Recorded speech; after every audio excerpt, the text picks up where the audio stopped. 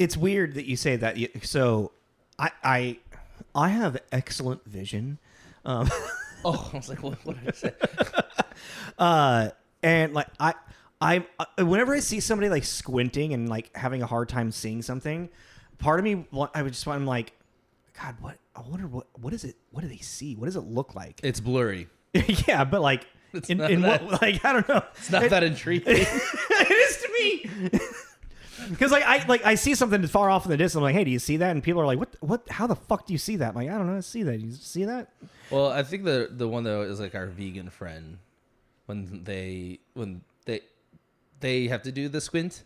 Oh yeah, their eyes are basically closed. I'm like, yeah, that seems counterintuitive. Yeah, right. It doesn't. Well, I remember make sense. Our old roommate, like he was blind without his glasses. Yes. Okay. And I remember, well, even Anthony's Anthony's fucking blind without his glasses too.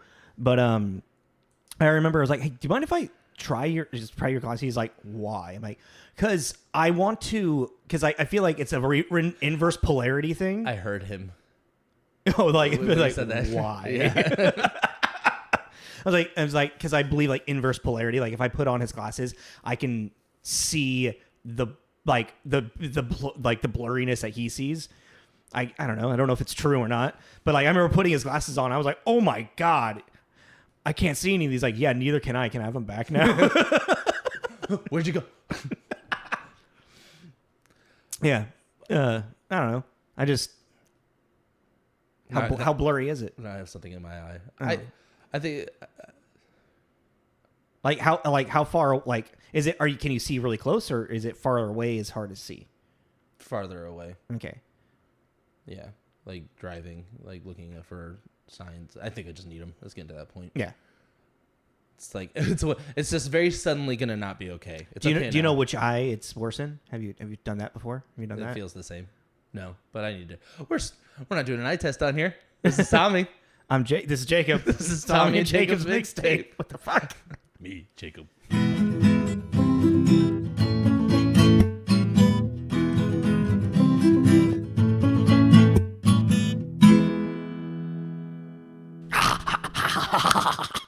It's fucking Tim Roth in this entire movie. Like, it's so over the top.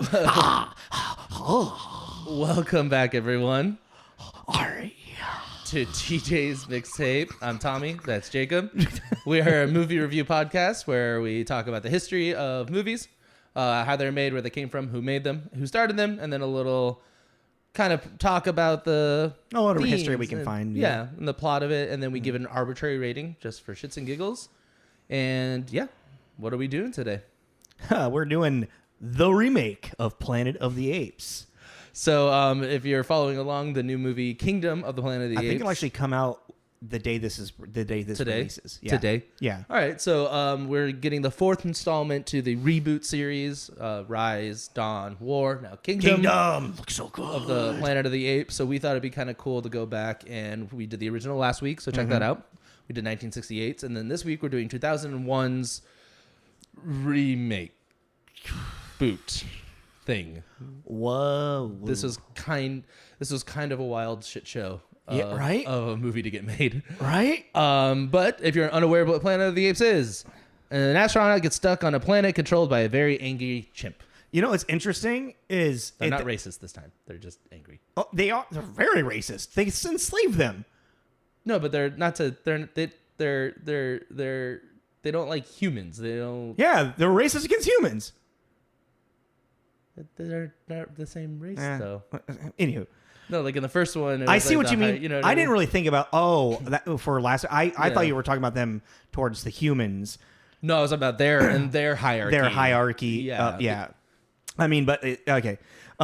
This one didn't really have that hierarchy thing. No, but it leaned really hard on the human stuff in a different way. It went the wrong direction. In so many different ways. Okay, so you hadn't seen it in a long time. How was it for you this time around? How did I think it? It is a very mediocre candy bar and a very nice wrapper. That's a good way to put it. Yes. I was surprised how I was like this. I didn't remember being that bad. Oh my god, it's so bad. It was so bad. Fucking Mark Wahlberg, and he's just Mark, and he's all out of breath. We gotta get behind the ship. So Mark Wahlberg, almost more walking, but Mark Wahlberg is so funny. Out like a sword. Yeah, well, I was thinking about it because he was for this period. He was the action guy. Kind of. He had that, like he had his Marky Mark, and then like Fear, his younger, and then he had like Shooter, and he was kind of this action guy. And then as he got older, he leaned really hard into the comedy, which he's great. I love his comedy. So now it's hard for me to go back to action guy because the monkeys are taking the apes. What? And it's just, I'm like, it's kind of, and almost because of his comedy now, looking back, it comes almost satirical. It feels like an SNL skit about when Well, it's I don't know. I think it's his act. He's just become a better actor as well as he's gotten older. And also, if he's not smiling, he's got the most resting bitch face, dude. Right, dude. Are you gonna beat me up, dude? It looks like he's constantly like stubbing his toe. I will go get my monkey. God, there were so many things, so many jokes I wanted to, this movie was a lot to take in. Okay, well, honestly. Let's so first and foremost, this was released July 27th of 2001. Mm-hmm. Talks about what this is and what it was, started in 1988. Yeah, and also I remember when this was being promoted, and it was a huge hype. People were excited for this. Well, yeah, which makes sense because you're talking Tim Burton doing Planet of the Apes. They're bringing back Planet of the Apes, and it's Tim Burton. Yeah, and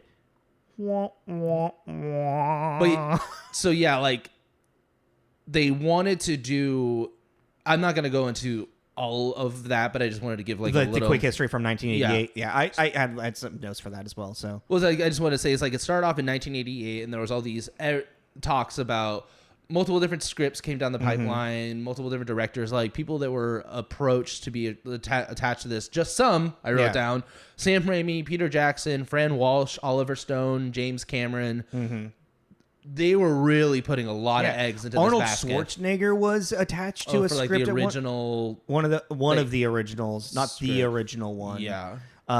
It had a pipeline of multiple different stuff until finally, it was, what was down here? William Broyles Jr.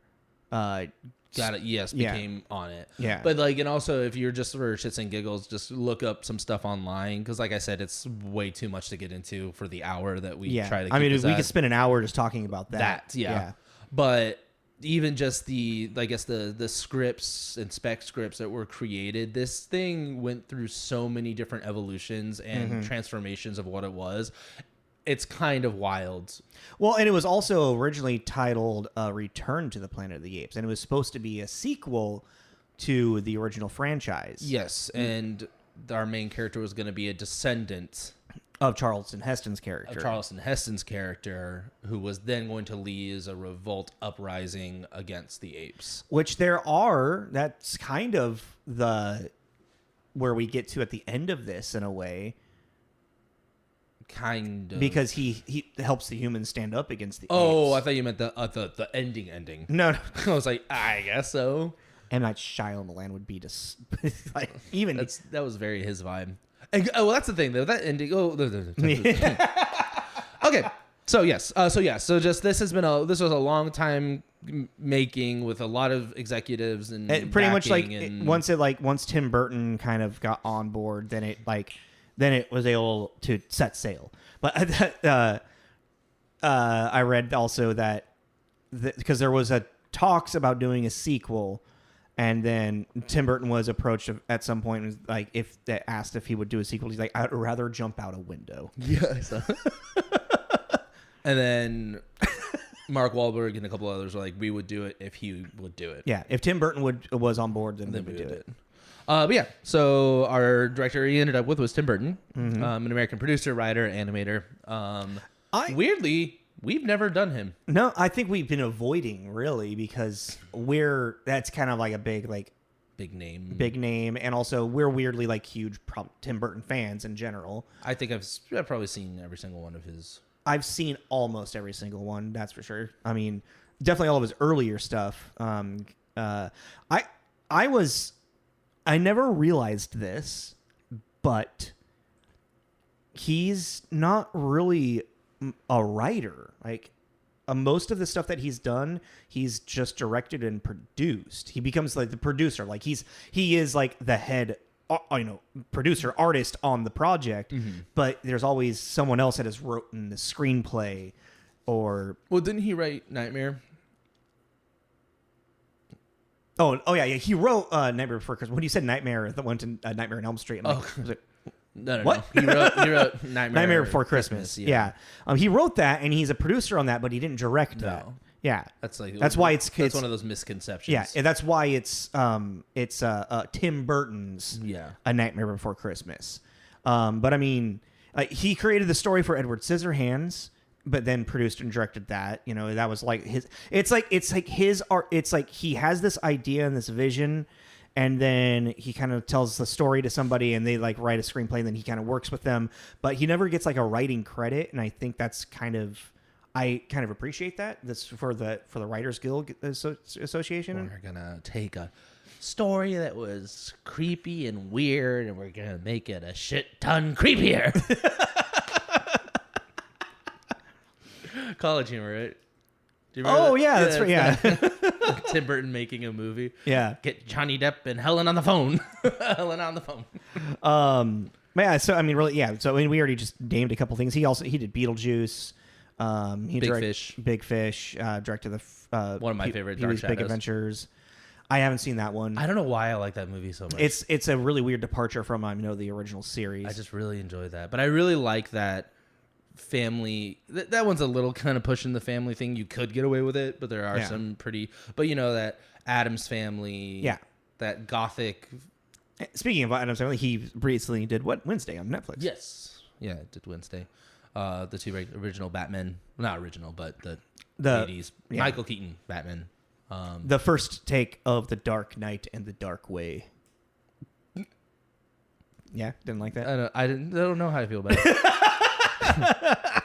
There's a really cool series that I started to watch, but I actually want to sit down and watch it with you. And it's like I forget the name of it. I think it's on Vice or might be A&E. But they go through like it's an 8 episodes long, and it's like pretty much like how Tim Burton's Batman's got made. Yeah. Oh, okay. And it starts like with the history of Batman and the Adam West stuff and whatnot. I think Oh, cool. Yeah. I want to sit down and watch it with you. Anyhow. So yeah, Tim Burton, director for this.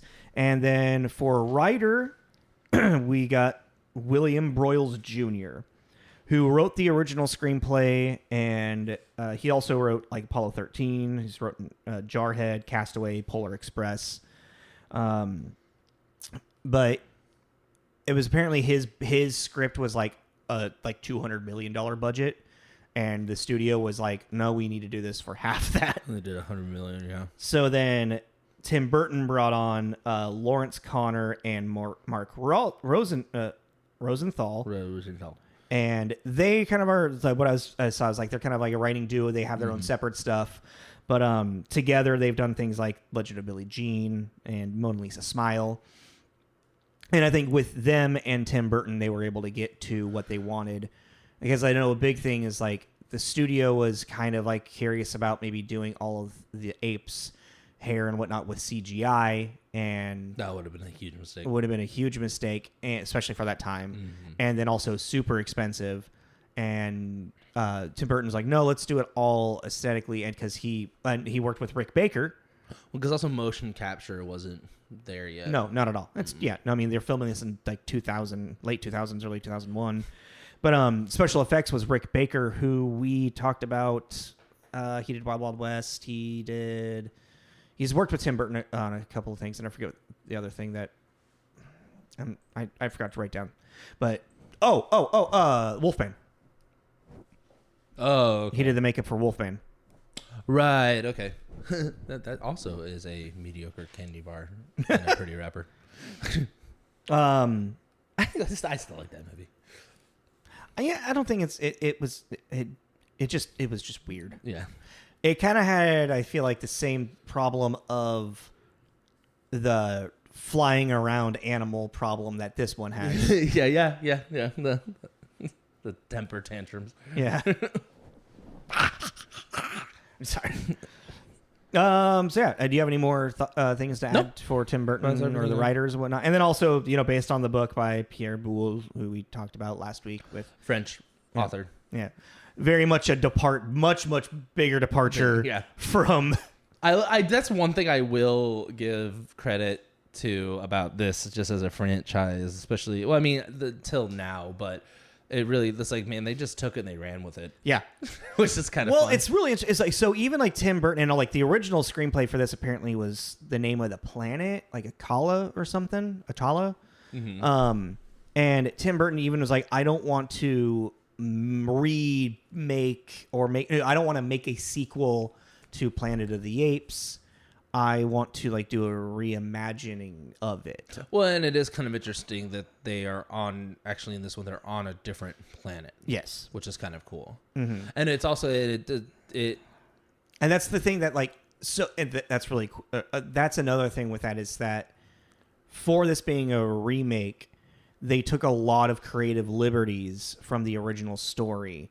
And it feels like it's more of like, they're one of those things where it's like, this isn't really, it's Planet of the Apes because they're on a planet with apes, but it's not Planet of the Apes because you just, it's like Chuck, the Child's Play, the remake of Child's Play. It's like that.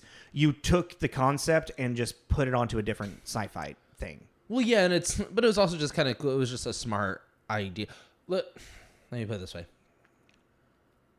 The movie, I feel there is a lot of stuff on the editing floor, and you can kind of tell that. Oh yeah, you can kind of tell that there are or maybe just like things that the studio nixed at, because like if Tim Burton had had a frustrating time doing this, you can imagine how much the studio was involved in. Well, and just the story beats and everything. It feels like it's very rushed. Yeah, but it's also like it feels like we're missing things. Yes. And it's like, it's fine. It's a very eat the carrot because you're like, okay, sure. You can connect the dots really easily. Yeah, but it's kind of like. But part of that, it makes me wonder, is that because of the knowledge we have of Planet of the Apes? Because of the, just in the zeitgeist of the world, or just as cinephiles or anybody that's seen the first Planet of the Apes. The pop culture that you're going into seeing this Planet of the Apes. You have knowledge of Planet of the Apes. Therefore, you're going to be able to just piece things together without because you have you know what I mean? Yeah. Maybe that's something to think about. Maybe if you're able to turn that off, But I was just gonna say, like, even there's just the scene when they're taking Thane over to see the Thane, right? Thade over to see the spaceship, and you just in the background you see the city and there's 2 moons, mm-hmm. Stuff like that. That's kind of cool. Cool little detail. Yeah. It's not really, they don't ever over explain it in the sense of, because it's just like we crash land on a planet, you as an audience kind of assume it is Earth because of Planet of the Apes. Yeah. Find out it's not. It's actually another an alien world. That has humans on it apparently. Yeah. I don't even, it almost feels like it's a alternate dimension. Like a parallel. Yeah. Yeah, because you're talking about wormholes. Yeah, exactly. That's such a great This is such a great writing tool. Can't explain it. Throw in a wormhole. Right? It's such a cop out is what it is. Yeah, but it's like I really can't figure it out. Wormhole. What do you mean wormhole? Wormhole. You want to explain a wormhole to me? Just yeah. You want to get throw them through a wormhole. It's like, it works. You're like, all right, sure, whatever. Yeah, it works. How many movies do you see this year? I counted around 43, but when I looked back, I was like, for the last one we did, Vanilla Sky for this year, I had said 42 to 47 because again, there was just movies where I was like, yeah, I remember watching that, but I couldn't tell you what really happens in it. I got to 51, which is one more than Vanilla Sky. Fair. All right, well, let's get into starring. The stars. And there's actually a lot of people in this movie. Yeah, so let's start with our big ones. Yeah. Marky Mark. aka Mark Wahlberg. He hates it. He hates that name so much. Marky Mark. Yeah, Oh, he will like legit like hit you with a dildo. Probably A if he had one prosthetic next to him. Yeah. He had a prosthetic penis next to him. Or just like you would just become dead to him. You remember that, right? Yeah, Boogie Nights. Yeah. Yeah. Apparently, he would get drunk and hit people with his prosthetic penis. Oh, I forgot about that. Yeah. His friends, he would whack. Hey, you want to see something funny? Whack. Yeah, suck it, bitch. Wow. Yeah. So Mark Wahlberg plays Captain Leo or Captain. I think he's Captain. Yeah, Scientist, Captain Leo. Captain Scientist Leo. Captain Leo Davidson. I wrote down Max Payne, which I forgot. I really want to check that out one day. No, you haven't seen it? I've never seen when it. it came out. Oh, okay. Ted. I wrote down Fear, The Perfect Storm, The Happening. Four Brothers. I remember being pretty good. I haven't ever seen that one. Departed. He's pretty funny in Departed. I didn't write down The Departed because he's such a support character. Yeah. But not. Yeah. You know? I'm like, as I'm playing the movie, I'm like, wait a minute. No, he's a very vital character. People haven't seen That's what I'm just saying. He's a very vital character, but like it's really you're following Matt Damon and Leonardo DiCaprio. Yeah. Oh, I mean, if you haven't seen it, Instant Family. That's funny. Oh man, that's a good. Roseburn's great. Oh, that's a good feel-good crime movie. Got Tom Segura in it. Oh yeah, he's the brother-in-law. Yeah. We Own the Night. I don't know what that is. That's him and Joaquin Phoenix. Oh, okay. He's a cop. His brother went the opposite way and became like a criminal, and it's them. How Shakespeare. Yeah. I just remember I remember Joaquin Phoenix being really good in it. I guess he's a fantastic actor. I think Eva Mendes is also nice. So like I think that they're him and her, Joaquin Phoenix and her in a relationship. Get the fuck out of here. Is that that's not your wife? Oh yeah. Oh weird. Maybe it's not Eva Mendes. Maybe I'm doing that instead. From other guys. I'll look it up later. Maybe I'm right. I feel like I'm right. But yeah, he plays Leo. He's our hero. The astronauts I mentioned that crash lands on the planet. Up next, Tim Roth, right? Because he's got the most screen time. I was gonna say Helena Bonham Carter. Okay, well, because I feel like she has more. She has Helena Bonham Carter plays Ari. Anything Tim Burton, she's probably in somewhere. This is where they met. Yeah, but I'm just. If it's Tim Burton, she's probably in there. It's kind of at some point. It's kind of more rare for her not to be in it. I don't know. I actually, now that I really think about it, I really haven't seen a lot of Tim Burton's stuff post Willy Wonka. No. Silence. You mean Charlie in the Chocolate Factory? Wonka. I always forget which one's which. Yeah. That's kind of weird. I haven't seen Alice in Wonderland. I haven't seen the Did he do a sequel to that too, didn't he? I would assume so. I didn't really get into a deep dive on that part. Yeah. I really haven't seen a lot of his stuff post that. Now that I think about it. Oh, I guess he didn't. No, Alice in Wonderland 2010. Anywho. There was a sequel to that? There was a sequel to that. What? I feel like there was. Let's not focus on that. Helena Bonham Carter, Fight Club, Harry Potter. Oh yeah, Harry Potter. Yeah, she's Bellatrix Lestrange. Merlin, which is something I've mentioned in the past. Yeah. The people that know it are like, oh yeah, Merlin. Yeah, she was great in that. Next, I got Tim Roth. Tim Roth, who plays Ari. Oh yeah, so Helena Bonham Carter, really, yeah, she plays Ari, who is like the senator's daughter and like human sympathizer. She's our liberal. Yeah, she's our liberal. Humans are intelligent. She's the ape that Mark Wahlberg kisses. And very like it happened, and I was like, "Why?" No, I was sitting there and I was like, "Oh, make out with the monkey. Make out with the monkey. Let's go. Weirdly attractive ape. Yes. I was thinking the same thing. You're like, why did they make her look so pretty? Well, because she's also the thing is with her is like, with in that makeup and everything, she really. It looked like her. It did, but yeah. a monkey. Yeah. But a great ape, excuse me. But an ape. Yeah, you know what I mean? So I was like, they're going to get angry if we keep calling them monkeys. But it was weird. It was like, it kind of really, especially with it was kind of different with the 68 one. I know I said this, but considering I didn't really know those actors, the amount that you can recognize these people by their eyes. Yeah. Even though full head to toe. The one that was hardest for me was Paul Giamatti. What? It wasn't until I knew it was Paul Giamatti I was like, oh. His voice is really the. Well, and then I was like, once I heard the voice, I was like, oh shit. Tim Roth is pretty. I think Tim Roth is hard. Tim Roth is hard. Michael Clarke Duncan was an immediate for me. I heard that voice and I was like, yep, that's Michael Clarke Duncan. Oh, the fact that he was 6'8" and 300 pounds of pure muscle didn't. The fact that he could take on a silverback gorilla head to head and would be probably fine. Yeah, no. I think that's also a key fact. Fucking that dude. God. Rest in peace, bro. He was a fucking monster. I would have loved to see where his career would have gone, honestly. Yeah. Oh, wait. We're getting totally... Okay. Tim Roth. Who plays Thade, Reservoir Dogs, Pulp Fiction. We did him with 4 Rooms. Episode 13. That's how far we've come. The most recently She-Hulk, because he was in Hulk. Oh, yeah. He's Abomination. Yeah, that's right. I forgot that he was Abomination. I try to give people... Because Tim Roth, I feel like, is kind of random, unless you... If you know him, you know him. If you don't, I feel like... Yeah. Oh, in that show, Lie to Me. It's pretty good. Oh, yeah. He was like the main guy. He's the main guy in that. Yeah. Michael Clarke Duncan. Oh, yeah. Green Mile, Daredevil. Who plays a tar. He's our guerrilla general. Oh, yeah, Green Mile. Yeah. Well, that was before recording. Yeah, I know. But we were talking about Green Mile earlier.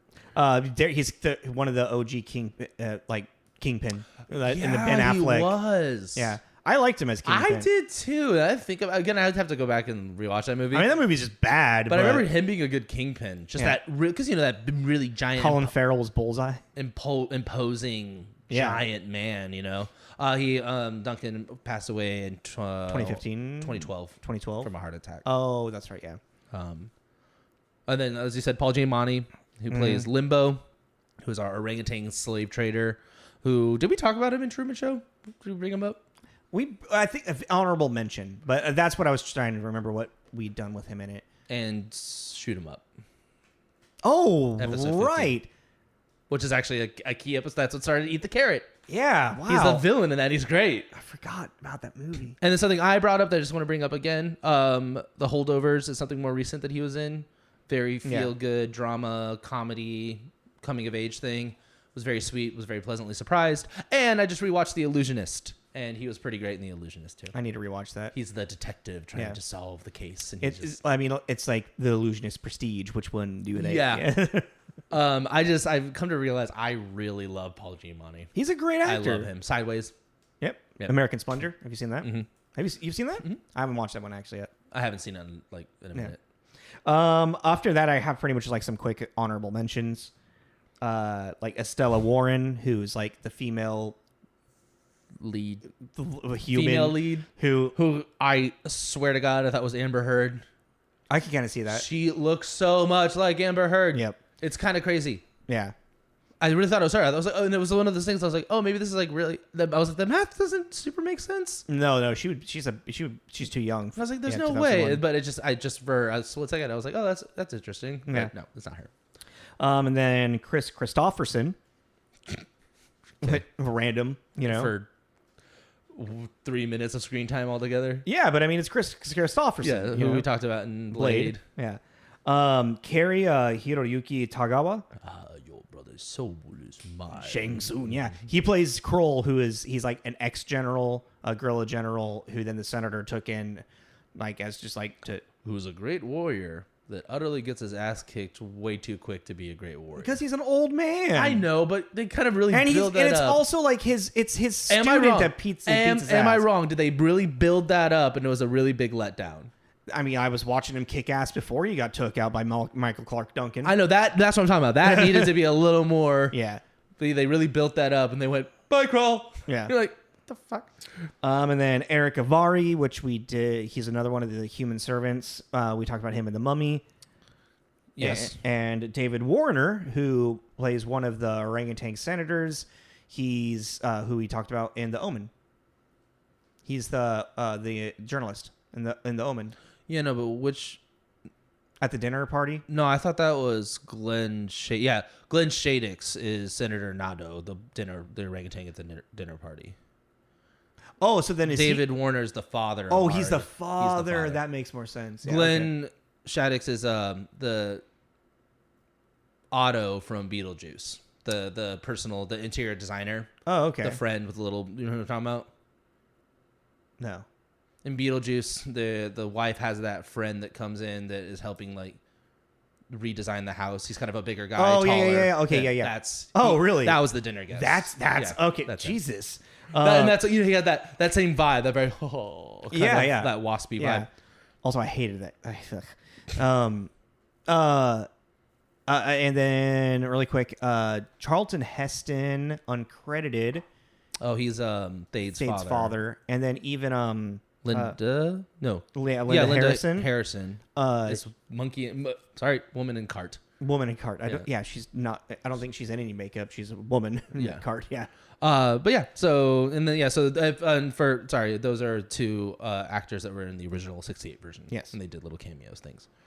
I did read that Tim Roth said that he wouldn't have done it if he had known he was going to do a scene with Heston. Really? Yeah.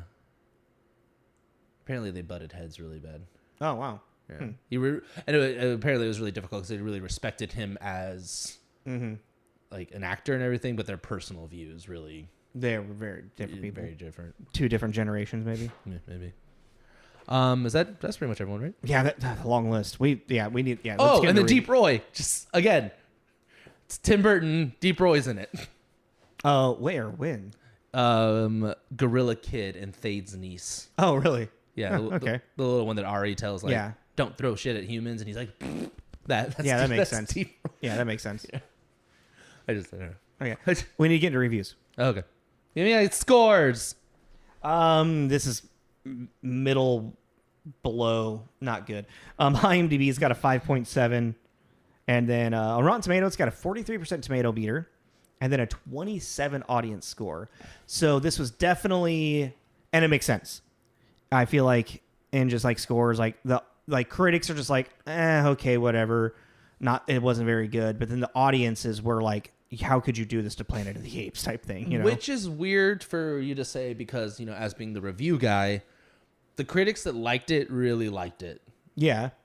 So it's kind of funny that didn't push it up because, like a Metacritic, it's a 50 out of 100, which means mixed or average, with 15 positive, 16 mixed, and 3 negative. Okay. I mean, those mixed are probably super, like, medium low. And what I did appreciate is that it didn't, like a lot of the remake stuff that we have done, there was some comparison to the original, but it wasn't all comparison to the original. Fair. Which good. I did like, because it's such an easy... I think I only have like 1 or 2 notes for comparison for the original. And I think it's more of like why the original was more successful where this one wasn't, you know? For our first positive, 75 out of 100 by Lawrence Topman at the Charlotte Observer. Excuse me. Okay. Stuff yourself with popcorn. Let the gray matter rest and enjoy what would be the best 2 hours of nonsense you'll see this year. Yeah. All right. I just made a note. Steve Roger Ebert, who gave it a 63. Burton's made a film that's respectful to the original and respectful in itself, but that's not enough. 10 years from now, it will be the 1968 version that people are still renting. What? It's respectful of the... It's respectful to the original and respectable to in itself, but that's not enough. 10 years from now, it will be the 1968 version that people are still renting. Oh, okay. People are going to go back and watch this is forgettable. Yeah, people are going to go watch the original I see. Yeah. And okay, that's... I mean, I see what they're... I don't really think it's a very respectable film, but... I don't think it's good at all. Oh, interesting. Yeah. For our mixed, by Kim Morgan at Portland, Oregon, who gave it a 58 out of 100. Good, but sadly not good enough. Well acted, beautifully shot, and splendidly costumed. It's superior to the original in its looks, but not as potent or meaningful in its storyline. Yes. Which is kind of what I said with the candy bar thing. Yes. It's like, that is probably the most accurate to my feelings so far. I always do this. Although, I mean, the acting's okay. Oh, I thought this is another mixed 40 of 100 at the New York Times by A.O. Scott. When Mr. Burton's Planète fixes on being entertaining, it succeeds. But the picture states its social points so bluntly that it becomes slow-witted and condescending. It treats the audience as pets. Because they're humans. And then our negative, that the Chicago Reader by Jonathan Rosenbaum, 30 out of 100.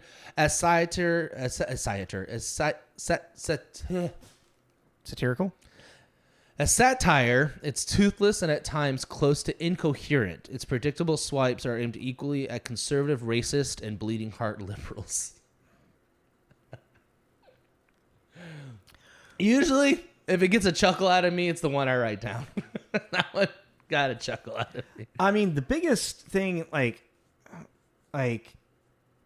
is one of the things that I wrote down, is like, where the courtroom scene in the original, in the OG, inherently makes it like a political drama in a way, and it's like allegorical elements, like in the commentary of our world of like science and religion and racism, and a lot of ways.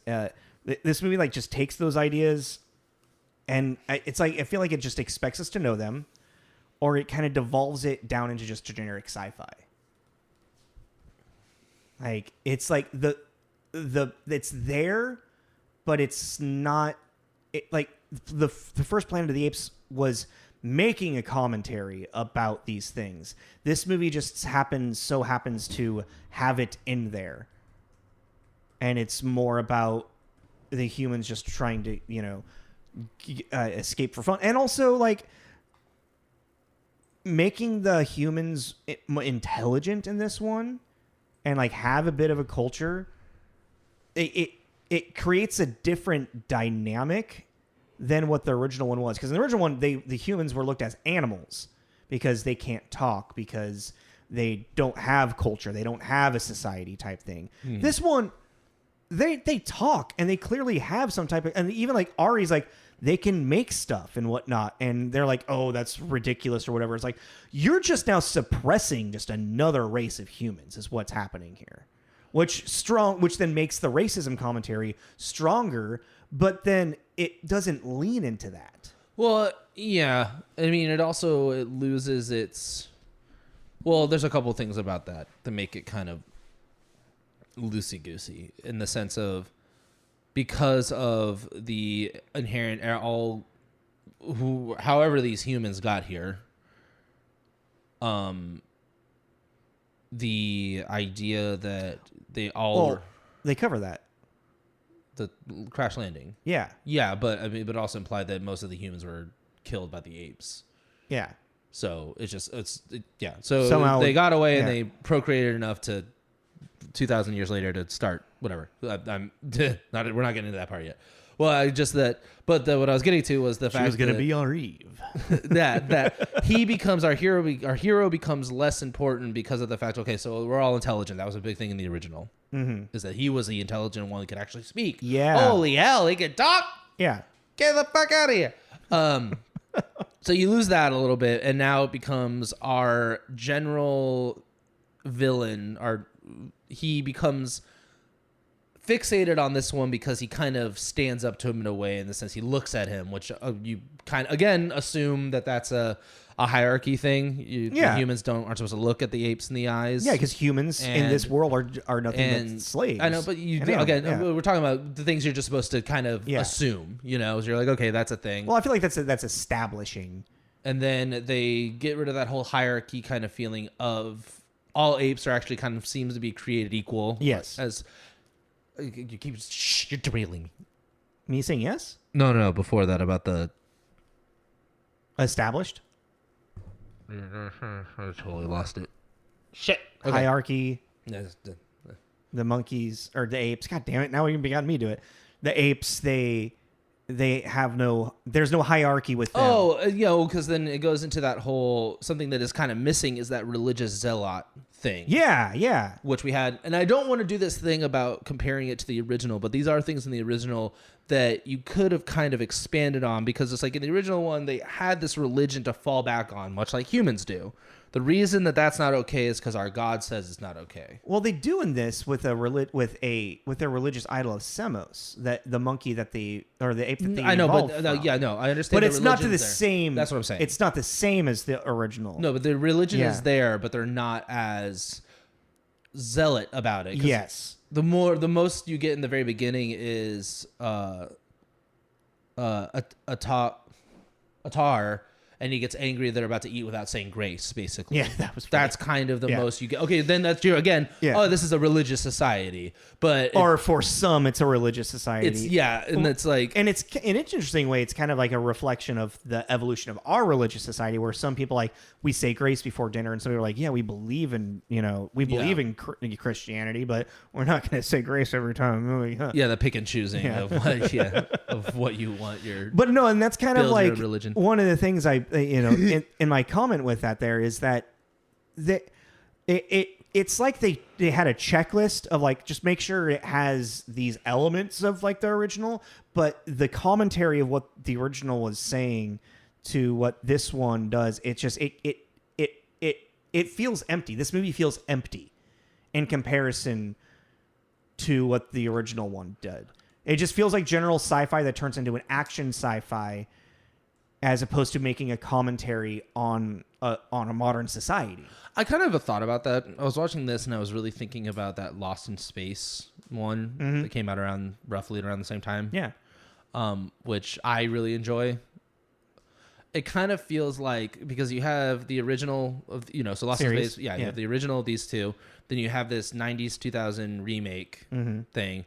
And then now it's basically these could walk, so the next ones could run. Oh, yeah, because there's Lost in Space series. Which was good. The Lost in Space Netflix series was really good. I never watched it, actually. Yeah, it was really cool.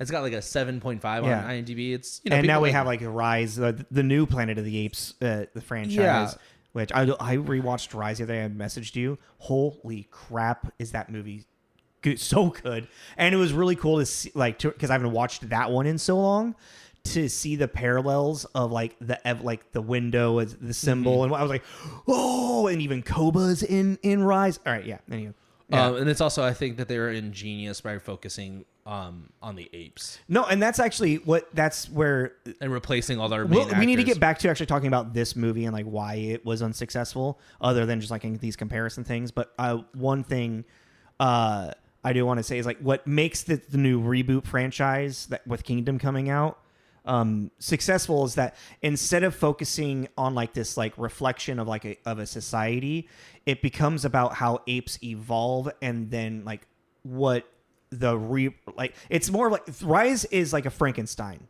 It's like Frankenstein, and so it's like when you play God, what happens, and then how the hubris. Yes, and then there's so many ways that social commentary can be explored through that. And they kind of it's an umbrella more, like, Well, what I was gonna get to about that ties back into this is the fact that with this, let's just call it the Rise franchise. Let's go with the Caesar franchise. Is that the ingenious thing was to really focus on the apes, which are kind of like, oh yeah, duh, yeah, because Caesar is our main character. But it's also each movie has this rotating of big actors and characters because the apes become the focal point again. Yes. Going back Andy Serkis is our hero, is our main character, yeah. But like going back to like this 2000 Tim Burton one, is that the apes altogether aren't that interesting. No. Because you have Thade Tim Roth, who is our villain, who you had a lot of really great potential for if anything, this is one of those movies that movie wasn't really great, but Thade was really good. Mm-hmm. Everything just seems super generic because like even like, he has a love history with Ari, Yeah, so like, he's it's like villain. All of the conflict in this movie just seems very like it's overdone. Ari likes to read. Yeah, she's a liberal. She's that kind of character. Human sympathizer. Save the animals, man. You have Giamatti, who in my opinion is actually probably one of the best ones, but he's the comic relief. He's just comic relief. He's just goofy, and he's sleazy. He's the scoundrel. And then you have Duncan Atara, who's Attar, who is the loyal to a fault to the villain, redemption arc guy that ends up kind of helping save the day in a way. Yeah. And the realization that everything that his society was built on is... Which he accepts really fast. easily. He's like, oh! For a religious nut, Yeah. he's really like, okay. There's no like, thank you. no! Thank you for that. I thought that too. I was like, that was weird. That was weird. But yeah, so that's a big thing I think is kind of a fault, is that our apes themselves are just not too generic, and it's as characters. My biggest bummer is Tim Roth villain. I really am bummed out about that. I remember him being way more interesting, and even she was just like, what is this monkey's deal? Like, he's just fucking hissing and snapping at everybody. That was also another thing, is like it feels like the way that they move as apes, the way that they jump around, like the way that they walked, whatever, like, Helena, Bonham Carter, like, I was like, that was like fine and all, whatever. But when all of a sudden it was like, they're like just sitting there like, wow, like if I can just spring, like there's no like beginning, middle, like, yeah, it's like they didn't spring, they flew. Yeah, they just suddenly would fly. It was like all of a sudden, and now I'm super monkey, woohoo! And then and literally the animal noises coming from them don't feel embodied inside of, like, you can tell that it's like they filmed or they were like recorded a bunch of chimpanzees and maybe even monkeys. Like, the sounds don't fit with what they're doing. It doesn't sound like it's coming from them. It doesn't, yeah. And that's kind of like one thing, again, going back to this now reboot, this new franchise, Andy Serkis doing the research of like how a chimp, breathes. Well, yeah, but you're also talking about motion capture king Andy Serkis. Yeah, I know. So, like, I don't know, maybe act like the actors could have done research on like, they did. They went to monkey school or ape school or whatever. Fair, but I mean, it's even just like the breathing, like, it's like, it's like he opens them. It's like, why? No, like it's manic is what it feels like to me. It was like, it never felt very like grounded in the world, the reality of the world, the sound coming from them at all. Even if it was coming from them, even when it still was just like, that's an unneeded time for that. In world, it's like you could make the argument that they are just evolved to the point where they're coming out of that kind of stuff, because even with the newer ones too, the amount that they do have the apes communicate with the actual noises they make, like the orangutans and their cooing, that kind of clicky thing they do back here. Mm-hmm. You mean you could if you really want to, but it's like, even like here, like this is what I was kind of thinking. The one scene really made me like realize it, is that they're having dinner at the senator's house, and he comes in all. Thade, yeah. No. You're like, are you dying? Yeah, what's like, happening? Like, it looked like he threw out his back. He's it's like also like, if someone comes into a room with that energy, be like, dude, calm your shit. We're having a cheese party. Calm down. Fuck. But they're sitting there and they're having this whole talk, and he's just doing these humans, and then they talk about the soul, and then Mark Wahlberg comes around and he starts doing that, like, looking for his soul thing. Yeah. And I was like, that scene would have been really impactful if I get it. What they're trying to do is they're trying to make Thade really animalistic out of all of them. These are all high society, and he's the warrior. He's the animal. Fetch me my slipper. Yeah, he's the one, And I was like, that's all well and good. But, like, I was just thinking, if this scene, Mark Wahlberg had come around, but the whole time during this dinner thing, Thade was pretty reserved and very quiet and just kind of watching. And then taking things and commenting. Don't make them quiet the whole time. And then like, come here, human. No, and then that. They talk about the soul. And he was like grabbing like. No, but same thing. But do that shot, that whole thing of him prying open, that to show that animalistic. Yeah. Is there a soul? And then to show that he's kind of fucking unhinged. But there's something like, if he was like calm and collected with it. Yeah, like, if you're opening it, it's just like. Well, I'm just saying, just the lead up, the fact that the entire movie he's just seething and that's why I'm like. It's just it kind of lost its impact because it turns comical. Yeah, it becomes, or even when they stole our horses, and then he does that really long. Oh, yeah. That was so unnecessary. And then lands, I'm not mad at you, my friend. It's like, you are, clearly. You touched every wall in here. And that's just my, because and the people that have listened for a minute know I'm such a villain fan. I love a well-acted, well-written villain. Yeah. And I just really, because of how, when I last saw this, I remembered him being like a good evil monkey, and I just really was kind of bummed out that it wasn't what I. And it's also Tim fucking Roth. Yeah, like Tim Roth is great. That's one of the best things about that Edward Norton Hulk movie. Him as Abomination was sick. There's I feel like he overacted in this. Like his acting is over the top. Well, that's the thing. They kind of went two ways with that. It's like he was this super animalistic, super ape-like creature, and then they were all this kind of evolved one. It's like you should make them all that way, or make what I mean. It's like he stands out too much. Well, and then even just like going in and then you have Mark Wahlberg, who's just a fucking wall in this movie, like very angry wall. Yeah, and like one of the notes that I made is like it's like it watching how his character just kind of accepts the world that he's in so quickly made Heston's manic behavior make more sense. Oh, you want to hear something really terrifying too? Not terrifying, but kind of annoying. When we first meet all of our people, it's like the year 2030. We're only like 6 years away from this sci-fi future. I thought it was like 22 something. I think it. No, never. Anywho, wait, are you talking about when we get to the space station? No, okay, in 2029. Like the beginning of the movie? When we're orbiting around Saturn in that space station. That's 2029. Oh, okay, yeah. We do not yet have that. I mean, he was whatever. Eat the carrot. I'm just saying, it's funny. We're catching up. We're getting to the age we're starting to catch up to our future movies. Yeah, I mean, it's happened all the time.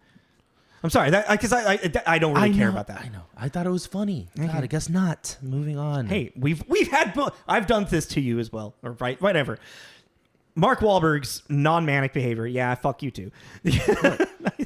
My eye itched. Mark Wahlberg's non-manic behavior is like it makes like because you were talking about like Heston and the OG one. Oh, that like, damn you! Yeah, it's like like him like attacking them, like trying to get the pen and whatnot. It's like, trying to get out. Yeah, it's like that. His manic behavior makes sense there in comparison to Mark Wahlberg. Just like, oh yeah, well I guess I'm just with the apes now and these humans, and I need to just sit here and look angry. Also, do you know he didn't wear a loincloth in this because he didn't want his like underwear like modeling career to like be a problem? I don't know what that means. He was like I know. Yeah. He like Calvin Klein, yeah. So they put pants on him because he didn't want that to be distracting. Oh. Don't want to show off his big old dick. I don't know. It was a weird thing I read. I was like, okay, sure. But that's kind of is like the acting. They said like I don't think the movie is very well acted because it doesn't feel. I mean, the best acting in this movie is Paul Giamatti, in my opinion. He's really funny. And because like even like Ari, like Helena Bonham Carter's character, she's kind of a shell of a female character. Well, but that's and even the female character, the human, is a shell of a human. Oh, she's worse. Yeah. Yeah, and then they do that love story thing where you're like, okay, I kind of get the monkey. I kind of get Ari because they've spent more time together. Yeah. She thinks he's very fascinating of a specimen when it comes to humans because she's like no other human that she's met. Okay, kind of, sort of, maybe, but still. But then you jump to her and you're like, who the fuck are you? Yeah. I forgot you were here. No, she's like getting upset with how close to Ari he's getting. It's like, you guys just like he's been like he's saving you. Also, why is he saving her? Like, oh my god, it's just there's only so much of a carrot you can eat. Well, what's the deal with Chris Christopherson is like he's not like the biggest. He's a pretty solid name. Yeah, and you get him in this movie just to sacrifice himself really dumbly to our gorilla general. It's like you didn't even try to attack him with It's like, that. throw it at him. Yeah. Like, why are you running? I think the key for you is distance. Keep the distance. Don't go, all right, gorilla, let's go. Like, Right? you're gonna lose. Yeah, I was like, it's epic too. It's like, and you're just sitting there. Like, I know. I was like, oh, he's gonna stab the monkey or ape. God damn it! no, it's like, but that's even the thing. You know, it's like at that point, make it a different gorilla. Have Chris kill that gorilla, and then our general shows up. You know what I mean? Like a replacement. Yeah. Just have a cannon fodder, like lower in the power toll hierarchy. But I don't know. There is one thing that I kind of feel like they got right in this one is more with the technology. There wasn't there like I was thinking about like and we just people just like kind of accepted it for the 68 one is the use of guns that they had. Mm-hmm. And they just had guns available somehow, even though at the end of the movie, like, oh, well, there's evidence of metallurgy and stuff that our scientists haven't figured out yet. It's like, then how do you have fucking gunpowder and guns and bullets? You know, this one they didn't have like the apes they didn't have any guns, they didn't have anything like that. Whatever metallurgy they had was like maybe for their armor, like welding. It was all like scimitars and swords, and that when Thade with his father, like when he it's a gun that he reveals, it's like it's the power that humans can have, and that's where the suppression of the society to humans becomes you're like, oh, that's why they're afraid of the humans to rebuild a society, because they have the ability to create technology that can kill them all. Well, like Thade though too, that's like another one of those kind of, he's like, that has the power of 1,000 spears. And Thade just goes, okay. Like, Dad, what do you mean? Granted, I get you're on your deathbed, but what is this? Cool. What is it? You know what I mean? Yeah. Like, if you don't know what it is, you don't know what it is. It has the power of 1,000 spears. Oh, okay. How? Huh? Yeah. What? This will give me wings? Yeah. How?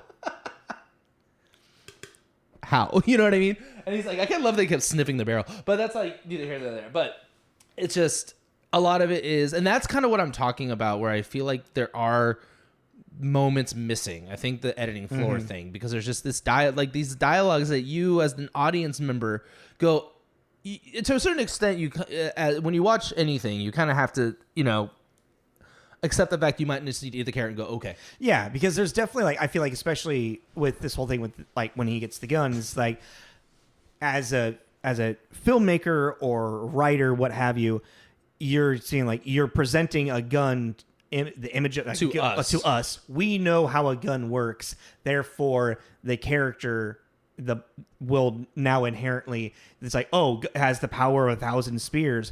Oh, it's a gun, and when, Yeah, it's like, but the thing is with that's like fine. Depending, it really just depends on your characters and the world that you've set up. It's like, yeah, and some things that works, that's fine, whatever. But it's like there is no context. Your fathers and the ancestors have basically hidden this, knowing this deep dark secret of the destructive nature of humans and always be aware of them. Your line has hidden it. You are now just telling your adult son anything about this. Yeah. He doesn't have any reference to it. So you're sitting there just kind of like, the whole time he's holding the gun, he doesn't know what that means. Yeah. There is no reference to it, because it, again, kind of like something that is kind of missing is the religious thing. Yeah. You could have thrown in there that you could have made. I feel like that's where they were trying to go, and they just missed. It just like they missed the target. Well, yeah, do some like insert there some kind of boogeyman story about the humans and what they're capable of, and then have that gun as like a warning sign. A warning sign, like, oh, this is the thing that they can use. It's just, I don't know. Ooh, magic gun, magic 1,000 spears. Welcome to the Planet of the Apes.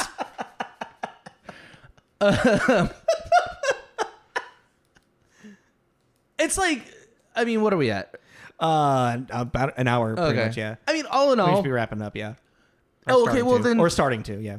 It's like, to kind of like go over like the whole thing too is that this movie becomes like a dimension time traveling hot mess, which is always a risk too whenever you're doing time travel. Because like the weird twist of like, oh, they find the ship, you find out like, oh, the apes evolved into their intelligence, attacked the humans. Semos, the first ape, is where they evolved from, and then he's our Caesar. Yeah, and and then Mark Wahlberg, like, and it's like they were on a search for Mark Wahlberg's character, which is why they crashed onto there. And since it's a wormhole, time fluctuate, whatever, and wormhole, yeah, exactly, wormhole.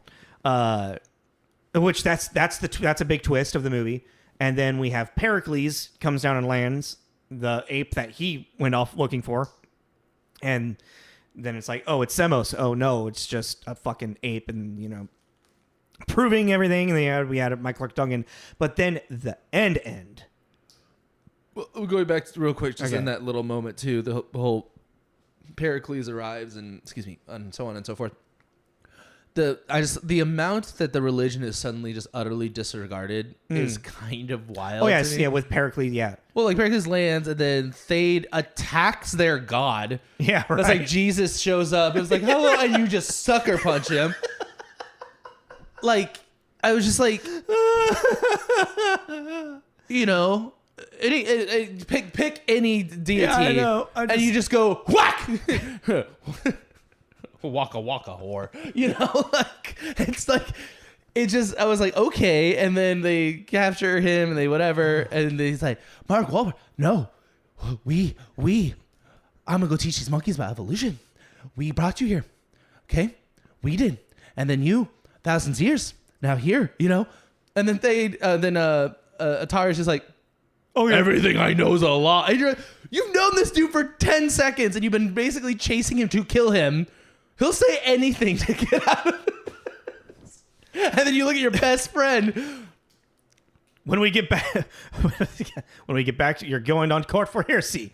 Yeah, it was just so I fucking lied. Everything I know is a lie, and you're like, with what? What evidence do you have of that? The evidence around him. Yeah. Well, and that's again, that was kind of the writing. That was the kind of missing things because it didn't. He never the emotional impact that should have had on someone who's so religious. Yeah, and it's also, but we didn't see any, like, he wasn't shown Thade's kind of craziness, so he didn't have any reason to start turning against him. You know how he killed those two gorillas that showed him? Yeah, that's right, yeah. He didn't, I mean, maybe that's another cut thing, but he didn't know about that. He didn't see Thade. Yeah, I forgot about that moment, yeah. It's like he's with him, like, as, like, he kind of wants him to be the leader because he believes in him. So this sudden shift where he just believes that he's it doesn't make any you're sense. Like, but anyways, and it character wise, it makes zero sense. Yeah. So there you have that ending, and you're like, okay.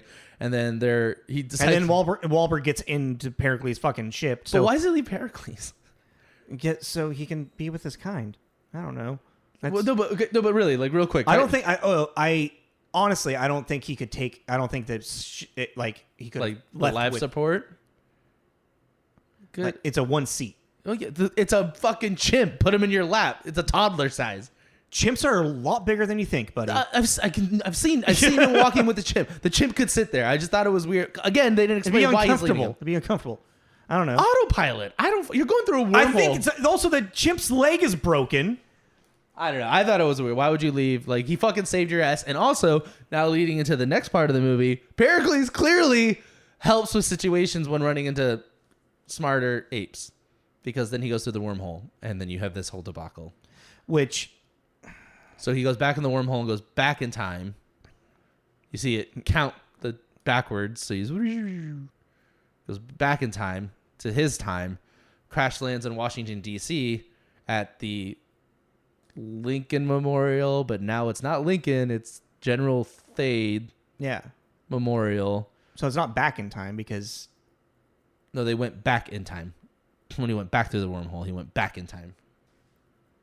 He went forward 2,000 years from the space station, 2,000 years. Mm-hmm. Then he went back through it, and he went back in time. Because it counts, the little counter on this thing counts down. Okay. So he goes back into... This is what I'm talking about. Time travel. Any time that you're sitting there, you're talking about putting time travel in your movie, you really got to sit there and realize that people are going to have this conversation. And then he goes back in time, back to the wormhole, go back in time. And they lands at the Thade Memorial, and it's Thade sitting on the chair. Instead of Lincoln. But he still has Lincoln's hairdo and Lincoln's suit from Civil War era. And then a bunch of apes show up with guns. We still have the Washington, D.C. Washington Memorial back here. And then a bunch of apes show up, and they're all wearing 2000 whatever clothes. And they're dressed as cops. I was about to bring this up, and as you're like describing all of it, I just don't want to talk about this because it just makes zero sense. I don't understand. Yeah. But because I feel like it was a bad choice. Sorry. The sequel. They were supposed to be basically the studio was like, if this is enough of a success, we want to do a sequel. So they set up, which is so weird for Tim Burton, in my opinion. I mean, I guess the studio asked him to. Mm-hmm. They are at the end of the day, but it's like, to ever make something with the plan of it being a sequel is a really risky move. Unless it's something like Lord of the Rings, which is a trilogy already written and planned out for you. But with like Planet of the Apes, especially if you're going to do your own departure, you need to leave it on a note where it can be over, and then maybe you can tie something in later on, but to open it up to that. And it ended really Twilight Zone-y. Yeah, I mean, and honestly, you can just accept that ending for what it is, as just like, like Twilight Zone-y. It's like it's the main arc of the main story is completed in a way other than like him getting home, whatever. But that's, the twist, dark ending is like, oh, he didn't make it home. And the apes actually have a society, blah, blah, blah.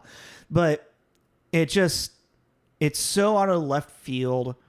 It's confusing. It's them trying to recreate the moment in the OG with the Statue of Liberty. You idiots, you fools, you blew it up. How could you? Blah, blah, blah. And it's just like this movie and everything that was in it, it just missed the mark again. Well, because also so much of it's just like it just missed, and that's why I think it's such a huge flop. And audience score is 23% because it tried so hard to do something that it didn't need to do. Well, then it's also like, even with that ending too, and trying to get that big moment, it's like with the 68 one, that was a big fuck you to humans. We did it. Yeah. We did that. Yes. And that the ending with this Tim Burton one really took that out. Yeah. It took a lot of the humanity of that stuff out. Well, because I was just thinking about the ending earlier too, and I was like, okay, you could have, she has this whole. Actually, one of the better dialogue moments, in my opinion, is that whole conversation they have before their makeout. He makes out both of them. I just remembered. Yeah. But when him and Ari are talking, and she's talking about basically the legend of the man from the stars, and how over time it will. At the campfire. Yeah. Well. Over time it will not become true, and I'll remember that whole dialogue, like right as before he leaves. Pretty much saying like this will become a legend. This is how Christ was born type kind of thing. And I thought that was just a cool kind of like, you're talking about it's the Achilles thing. Mm-hmm.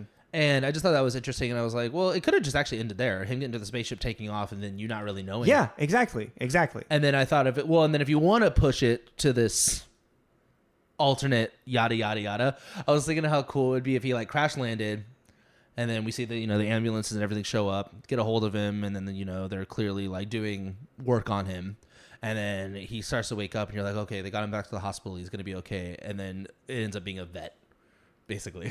Like that would have been weird and funny, but really lean into the dark of him now like in a cage, you think he's, and then you realize he's in a giant cage, like a giant human vet cage. It's like, how did a human get in a ship like that? You hear like weird like dialogue like that. Yeah, like where did that come from? You think like, he's like, what? And he's confused, and then sure enough, the doctors walk in, and it's two gorilla vets. Mm-hmm. I was like, that would have been kind of cool. It would have been a bummer, but same bummer as But it would have just been more. I don't know. I just thought it'd be more interesting to kind of. They wouldn't have been trying to recreate that scene from the OG and that feeling that. And I think that's the thing too, is the fact it felt that contrived. And I think a big part of that feeling is the fact that you have the Lincoln and Washington memorials. Yeah. Because it becomes a changing of history, which people are like, what? Because it doesn't make sense. It makes zero sense. And but then I was reading the dude. So I was trying to figure that out. and there was a Reddit thread about the movie, and it was started at 10 years. This was posted 10 years, blah, blah, blah, blah. And people are still 3 months ago commenting, being like, wait a minute, actually, yeah, I just rewatched this. What is it's a 10-year long thread of people discussing it. I was on a deep dive. Yeah, and damn, dude. And someone went through and talked about the time travel points, and actually, I'm not even going to try, but kind of made it make sense because of the popping out at different time thing. Yeah. But it was really cool. This 10-year long I actually kind of want to look at this. You need to send me that link. Okay. It was really cool. But it was just, I think that was a big thing, was the memorials. You could have had him just crash land in some unbeknownst city somewhere. Yeah. And now he's an alien. Yeah, we're circling. So I just think that would have been cool. All right. What's your rating? 2. I agree. 2. I think it's a fun watch. It really, like you said, it just becomes this action blockbuster thing, which isn't terrible if that's what you're looking for. If you're looking for just a fun, silly monkey movie. I'm now saying it to irritate people. Now I'm now being a bully. But yeah, it's, like the makeup's really great.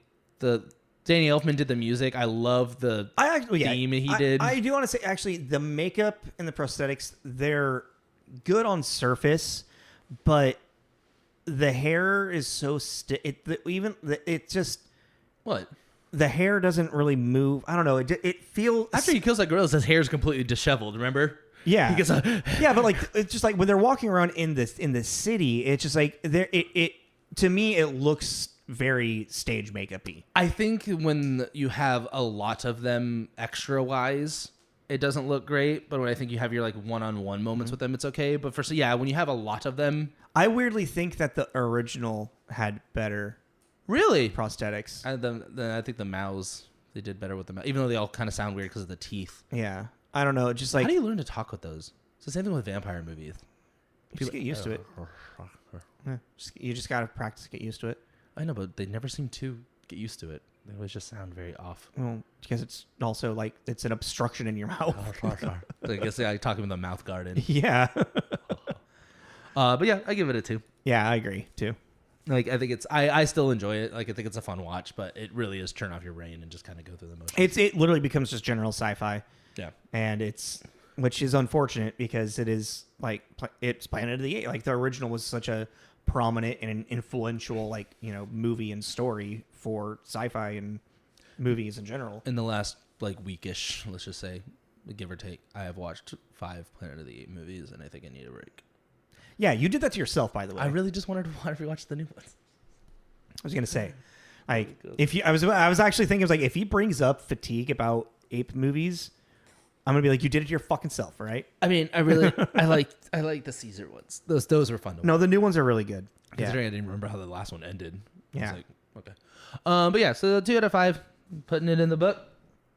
2, 5.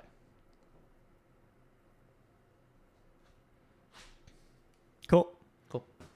I know we have to confirm, right? Next week? Yeah. Yeah, I mean, we know because If is coming out. Mm-hmm. We're going to do that. Yeah. I haven't put the movies in. Okay.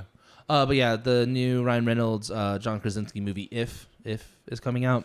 So we're going to do a little block on imaginary friends. Yeah. Not sure which one's coming out first, but you'll see the promos and everything. Yeah. So you'll know next week. So thank you for listening.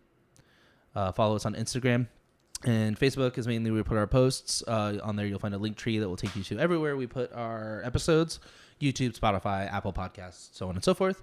Just click that and then find the one you like and hit follow, and you'll get all those new episodes. Yeah. Yeah. So that's it. So that was Planet of the Apes 2001's. Gave it a 2 out of 5. This is Tommy. I'm Jake. God damn it! Why do I keep doing that? This is Jacob. Get your hands off me, you dirty human. God. This is Tommy and Jacob's mixtape. It's like almost a vampire.